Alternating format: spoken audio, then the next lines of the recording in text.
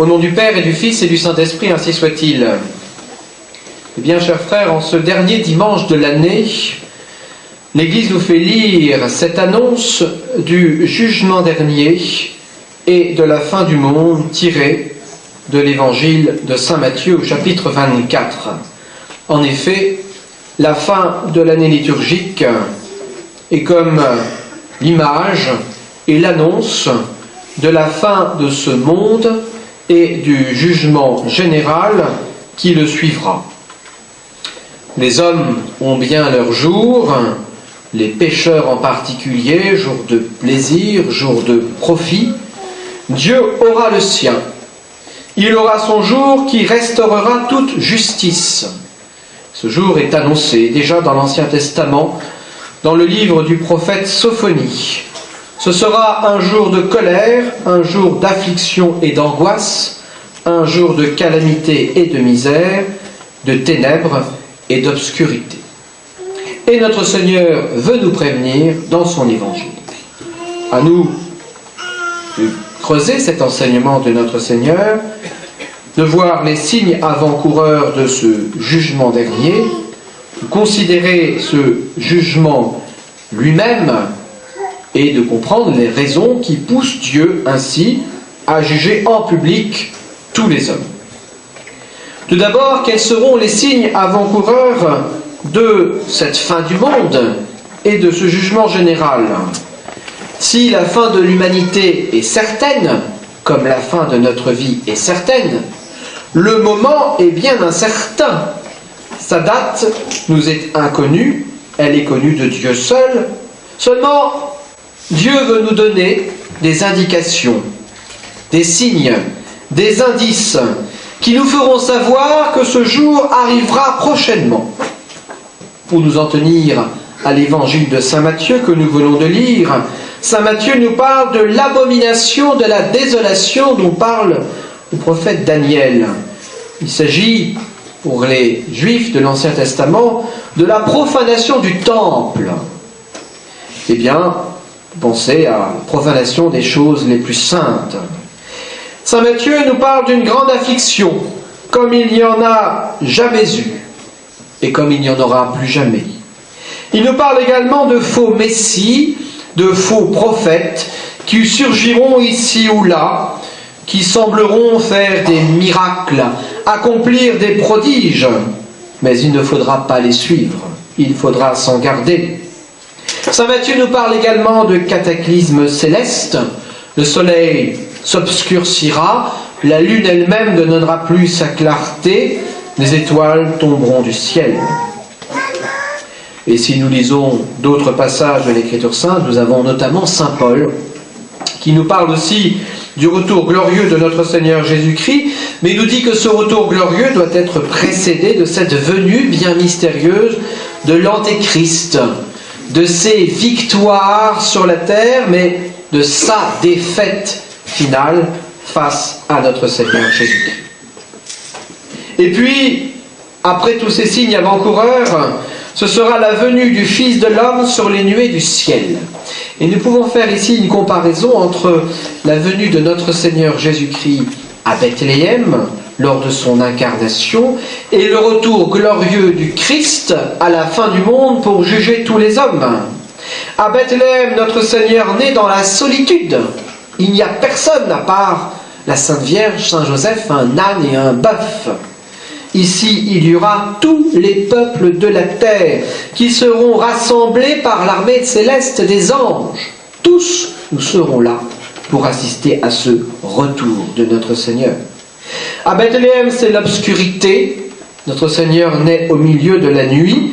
L'avènement du Fils de l'homme sera au contraire comme un éclair qui brille depuis l'Orient jusqu'à l'Occident et personne ne pourra manquer sa venue. La naissance de notre Seigneur à Bethléem est une naissance dans l'humilité et la pauvreté. Seule l'humanité du Christ se manifeste. Sa divinité reste cachée, même si elle est connue par Sainte Vierge et Saint Joseph ou les mages qui viennent adorer le Christ. Là, notre Seigneur manifestera clairement sa divinité. Oui, c'est vraiment le Fils de l'homme qui vient sur les nuées du ciel, symbole de la manifestation divine, avec beaucoup de puissance et de gloire. Nous serons donc tous réunis par les anges. Mais bien, chers frères, d'où viendrons-nous à ce moment-là? Viendrons-nous du ciel? Viendrons-nous du purgatoire? Ou viendrons-nous de l'enfer? À nous de nous poser déjà la question. D'où serons-nous tirés pour nous presser devant le Christ, notre juge? Il nous faut voir maintenant quelles sont les raisons pour lesquelles Dieu a prévu un tel jugement général de tous les hommes. La première raison, c'est la manifestation glorieuse de notre Seigneur Jésus-Christ, comme je vous l'ai exposé, qui répare en quelque sorte sa venue dans l'humilité de Bethléem. La deuxième raison, c'est que nous serons à ce moment-là à nouveau jugés, ou plus exactement, notre jugement qui nous concerne personnellement sera alors dévoilé à la face de tous, alors que nous venons d'être réunis à notre corps. En effet, la résurrection de la chair précède immédiatement ce jugement général. Et cela est très important. Pour notre jugement personnel, seule notre âme a été jugée. Là, notre âme avec notre corps connaîtront de nouveau ce juste jugement de Dieu sur nous.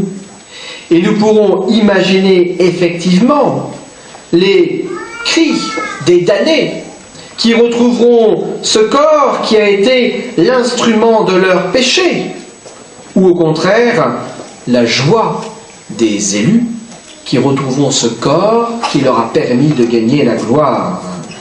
Oui, l'âme juste sera bien heureuse d'animer de nouveau un corps qui sera glorieux, qui aura toute sa beauté, ce corps qui sera affranchi désormais de toute difformité et de toute souffrance. Viens, dira-t-elle à ce compagnon, viens, compagnon chéri de mon exil sur la terre, viens partager ma gloire, venez mes yeux, si souvent levés vers le ciel, venez mes mains, instruments de mes bonnes œuvres, venez ma langue qui vous êtes unie à moi pour prier et bénir Dieu, venez mes pieds qui m'avaient conduit dans le sentier du bien. Par contre, évidemment, l'âme réprouvée sera dans l'horreur en face de son corps, elle reculera, ce corps sera reformé, en effet. Par la puissance de Dieu, il sera hideux à voir. Oui, il sera comme un charbon qui brûlera pour l'éternité dans l'enfer. Elle verra ses yeux instruments de tant de regards coupables. Elle verra ses lèvres plissées par le sourire de l'impiété ou du vice, cette langue noircie de blasphème ou de calomnie. Alors mes bien chers frères, serons-nous à ce moment-là heureux de retrouver notre corps, ou au contraire serons-nous dans l'effroi le plus total en retrouvant ce corps qui sera désormais aussi notre compagnon de supplice? Une autre raison encore, c'est la manifestation de la justice de Dieu. Le jugement personnel, personne n'est au courant sauf nous. Ce jugement général portera devant la place publique, manifestera devant tous le sort que Dieu nous a réservé justement au regard de notre vie, de nos actions et de nos pensées. Alors, les hypocrites, qui se cachaient sous l'apparence du bien, mais qui accomplissaient les œuvres des ténèbres, seront effectivement découverts et seront dans l'effroi. Oui, leur vie sera exposée à tous. Leur âme sera dans la nullité la plus complète et tout le monde verra ce qu'ils ont fait. Par contre, les justes qui ont peut-être vécu dans l'obscurité, dans la persécution, dans l'indifférence, qui ont été tenus pour quantité négligeable par les gens du monde, seront dans une grande confiance parce que les œuvres de Dieu qu'ils ont accomplies seront alors manifestées aux yeux de tous. Ils seront dans l'action de grâce. À ce moment-là, une petite pénitence acceptée par amour pour Dieu vaudra plus que des années passées dans le plaisir. Un verre d'eau donné par charité vaudra mieux que des fortunes entassées sur la terre. La vérité divine, la vérité qui est notre Seigneur Jésus-Christ, nous délivrera alors de ces mensonges qui nous font actuellement tant de mal. Et encore une autre raison que nous pouvons avancer à ce jugement dernier, à sa convenance, c'est que les compteurs tournent. Lorsqu'une âme meurt et est jugée par Dieu, le bien ou le mal que cette âme a réalisé sur la terre continue à produire des fruits alors qu'elle a déjà quitté ce monde. Pensons par exemple à Saint Benoît, qui a fondé l'ordre des bénédictins. Eh bien, sa règle a sanctifié des générations et des générations de moines jusqu'à la fin du monde. Cela s'ajoute à sa gloire et à ses mérites.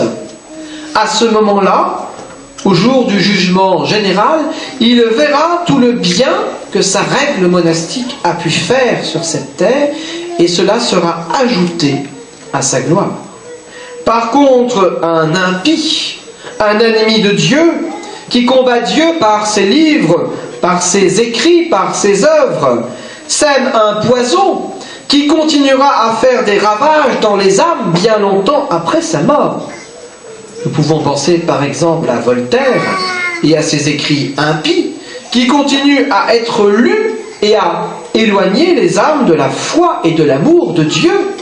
Eh bien, à ce moment-là, à moins qu'il ne se soit repenti dans son cœur à la fin de sa vie, mais quand on connaît la fin de sa vie, cela est bien douteux, cela s'ajoutera à ses œuvres mauvaises, car en effet, les compteurs tournent et ils seront là définitivement stoppés. Alors mes bien chers frères, devant cette perspective du jugement dernier, il nous faut avoir une crainte salutaire du Seigneur. Bien sûr, il nous faut avoir une grande confiance, mais que cette confiance ne supprime pas cette crainte. Le démon qui veut nous perdre nous rassure, et Saint Grégoire le Grand nous dit « Le démon rassure ceux qu'il veut perdre ». Saint Alphonse de Liguori a une parole assez terrible. Il nous dit que la miséricorde de Dieu damne plus d'hommes que sa justice. Ça veut dire que des hommes se basent sur cette miséricorde de Dieu pour se permettre de continuer à faire le mal et qu'ils vont périr éternellement à cause de cela. Tandis que ceux qui considèrent sa justice savent qu'il faut faire pénitence et servir le Seigneur. La Sainte Vierge, dans son Magnificat, parle de la miséricorde de Dieu. Mais elle dit que cette miséricorde s'applique à ceux qui craignent le Seigneur. Misericordia eius immantibus eum. Sa miséricorde est pour ceux qui le craignent. Donc à nous d'avoir cette crainte de Dieu, cette juste crainte de Dieu en pensant à ce jugement dernier. Et que ce jugement dernier, je terminerai par là, nous permette de penser à notre fin dernière, à ce pourquoi nous agissons sur la terre. Un jour, un étudiant vient voir Saint Philippe Néri et lui parle de ses efforts qu'il fait pour obtenir des diplômes dans le droit et pour pouvoir ensuite être un grand avocat, plaider de nobles et grandes causes, se faire un nom, se faire connaître. Et Saint Philippe Néri lui dit à chaque fois qu'il lui dit j'ai tel projet, il lui dit et après? Alors j'ai le projet de faire des études de droit, et après? Eh bien j'ai le projet d'avoir tous mes diplômes et de pouvoir être un grand avocat. Et après?